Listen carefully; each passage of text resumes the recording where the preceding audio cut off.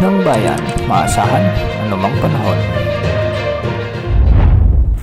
Magandang araw po sa ating lahat. Ngayon ay araw ng Lunes, July 14, 2025 at narito na ang latest update sa magiging lagay ng ating panahon. Sa kasalukuyan ay southwest monsoon o habagat na lamang ang weather system na nakakaapekto sa ating bansa at ito ang magdadala ng maulap na kalangitan na may mga kalat-kalat na pagulan at pagkilat-pagkulog sa malaking bahagi ng Western Visayas, sa may Negros Island region, sa may Zamboanga Peninsula, Northern Mindanao, Zambales, Bataan, Occidental Mindoro, Romblon at Palawan. Pinag-iingat natin ang mga nabanggit na lugar sa banta o posibilidad ng mga biglang pagbaha o pagguho ng lupa, lalo na kung may mga umiiral na katamtaman at minsan ay malalakas na pag-ulan. Para naman sa nalalabing bahagi ng bansa kasama na ang Metro Manila ay habagat o southwest monsoon din ang magdadala ng bahagyang maulap hanggang sa maulap na papawirin na may mga isolated rain showers and thunderstorm. Hindi rin inaalis ang banta ng mga biglang pagbaha o pagguho ng lupa, lalo na kung may mga umiiral na severe thunderstorms. Sa kasalukuyan ay wala ring nakataas na gale warning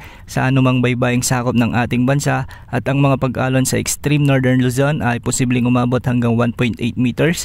Ang mga pag-alon naman sa nalalabing bahagi ng ating bansa ay posibleng umabot hanggang 1.5 meters. Samantala para naman sa ating long range forecast, matitinding pag-ulang dala ng malakas na habagat at bagyo ang dapat nating paghandaan sa mga susunod na araw. Ayon kasi sa latest long range forecast mula sa iba't ibang weather models ay mabibigat na buhos ng mga pag-ulan ang nagbabadyang maranasan sa malaking bahagi ng bansa, particular sa kanlurang bahagi ng Luzon at Visayas dahil sa inaasahang malakas na bugso ng habagat na inaasahang hahatakin at palalakasin ng pamumuo ng mga potensyal na sama ng panahon at bagyo sa susunod na linggo. Magsisimulang maramdaman ang epekto ng mga pag-ulan kabilang ang Metro Manila sa huling bahagi ng linggong ito at inaasahang magpapatuloy sa kasunod pang linggo. Paghandaan na po ito lalo na sa mga lugar na pinakaapektuhan ng habagat at maging sa potensyal na bagyong mabubuo malapit sa bansa. Kung sakaling may mabuo nga na bagyo, ang susunod na pangalan ng bagyo ay Krising, ang ikatlong potensyal na bagyo na sa loob ng ating area of responsibility ngayong taon. Patuloy na mag-monitor ng mga updates dahil maaari pa ring magbago ang mga ito sa mga susunod na araw.